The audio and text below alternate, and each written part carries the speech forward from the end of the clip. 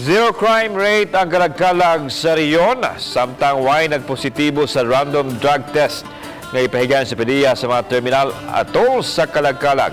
Ano yung report?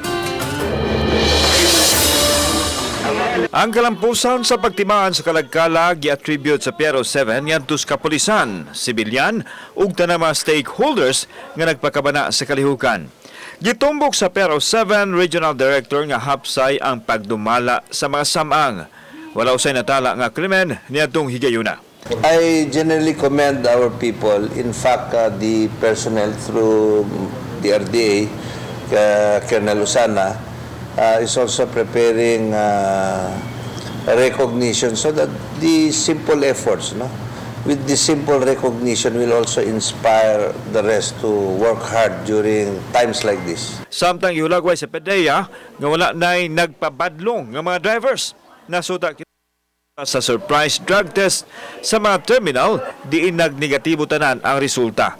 Gihimo nila kini aron masiguro nga walay mahitabong disgrasya tungod sa drugas. Nakita natin may impact yung aming ginawang surprise drug test.